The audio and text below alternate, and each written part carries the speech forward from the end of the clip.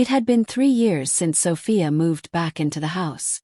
The same house where she'd grown up, and the same house her mother had abandoned when she filed for divorce and left everything behind, including Sophia. What remained was him, Daniel, her stepfather. Daniel had raised her since she was 8. Kind, calm, patient, always standing just enough at a distance to never intrude, yet close enough to catch her when she fell. And after her mother left, it was Daniel who offered her a roof, support, and quiet understanding. He never tried to replace her father. He just existed. Solid, quiet, constant. Now Sophia was 24. She had returned after finishing college, emotionally exhausted and uncertain about her future. Daniel never asked questions. He only prepared coffee the way she liked it, made space in the garage for her art, and always made sure the porch light was on when she stayed out late. Their bond was soft and slow-burning. It wasn't loud or obvious.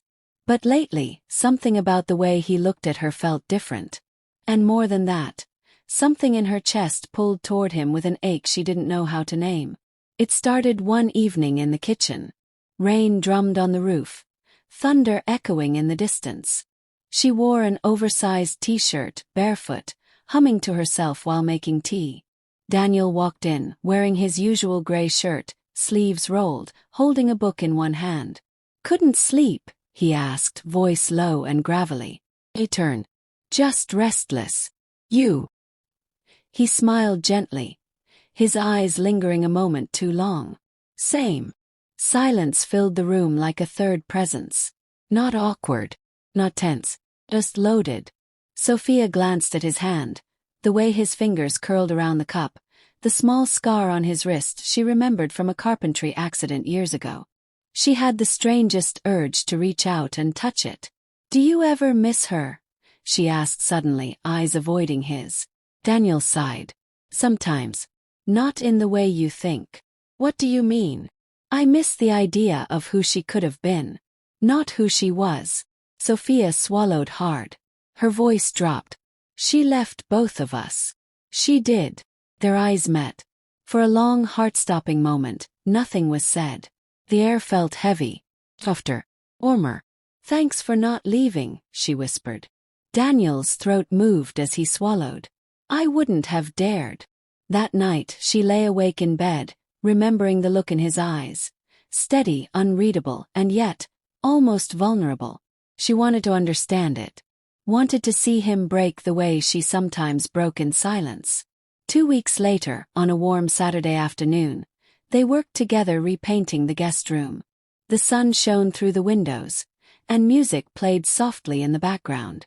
Daniel stood on a ladder, reaching high with a roller. "You missed a spot," Sophia teased, pointing behind him. He glanced down, amused.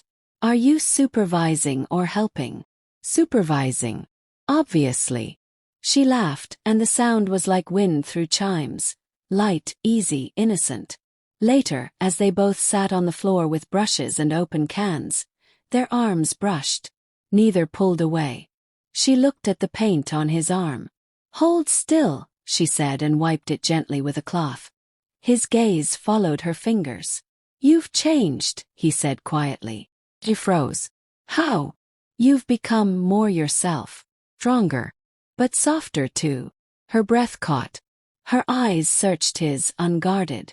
"I don't know what to do with how I feel sometimes," she said, barely above a whisper. Daniel's expression shifted, as if something inside him cracked and spilled quietly into his eyes. "Sophia."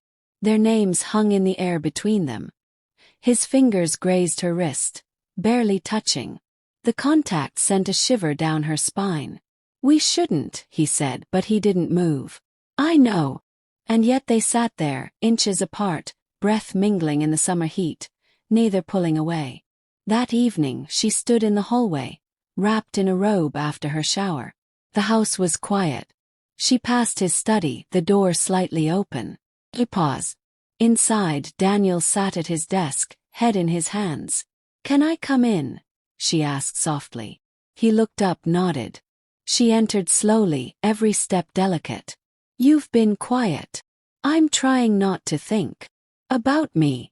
His silence was answer enough. Sophia walked closer.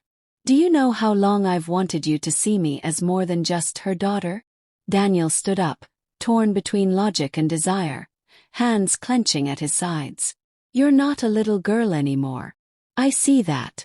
Her voice was trembling now. Then say something real. He took a step forward.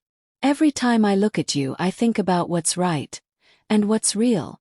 And sometimes they don't feel like the same thing anymore. They were inches apart now. You think I don't lie awake at night thinking about what it would mean to cross that line, he said. You think I don't feel like a monster for how I...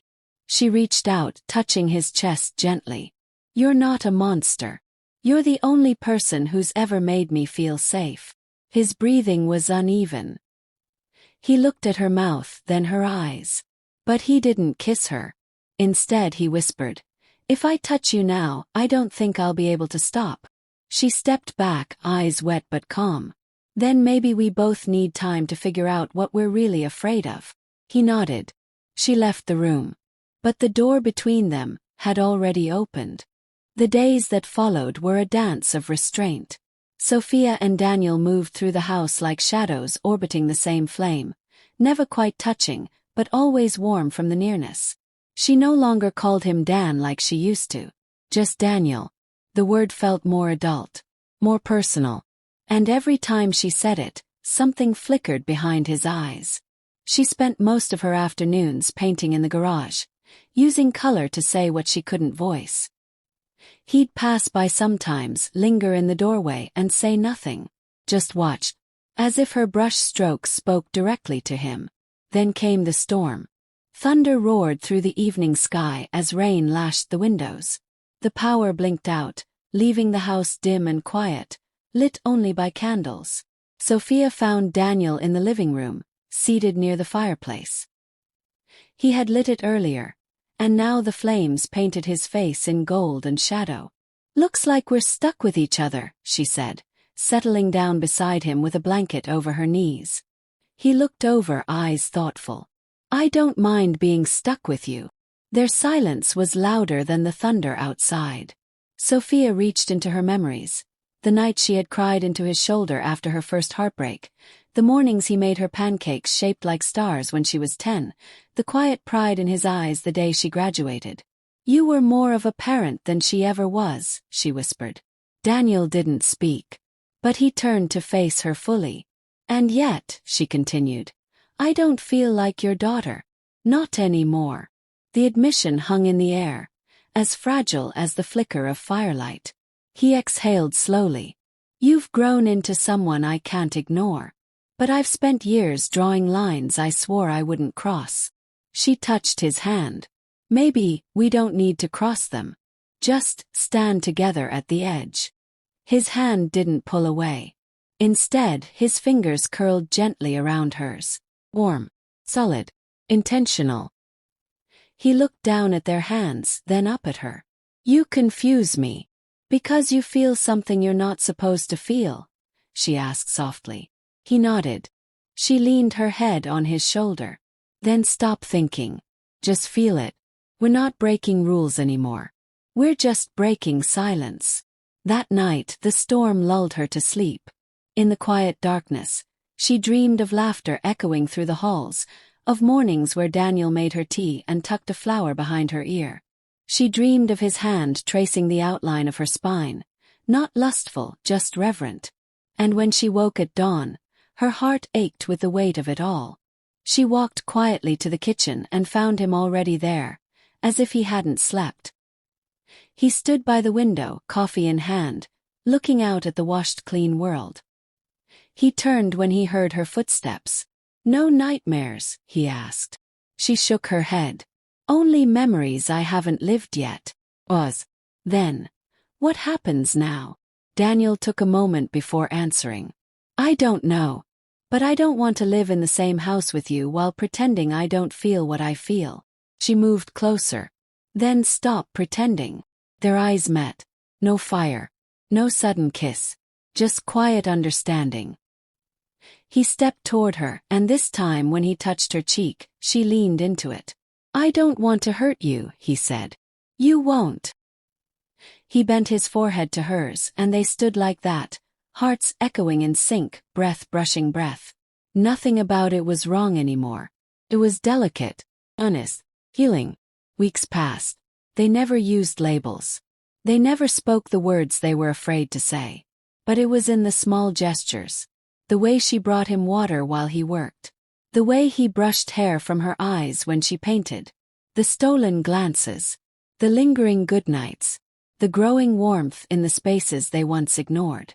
Still, one evening changed everything.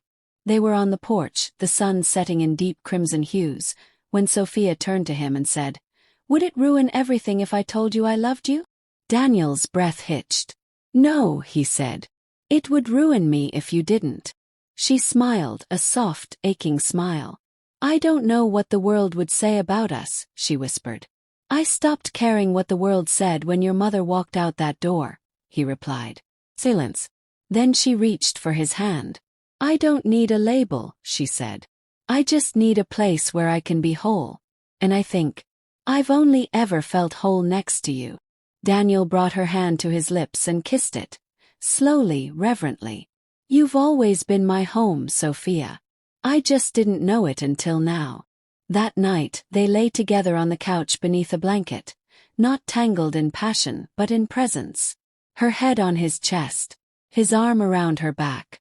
Their breaths synced like a quiet lullaby. No confessions, no expectations. Just the comfort of closeness, the softness of skin against skin, and the slow realization that what they shared wasn't forbidden. It was fated. And in the flickering glow of candlelight, two hearts, once bound by silence, finally found peace in the warmth of something unspoken but deeply real.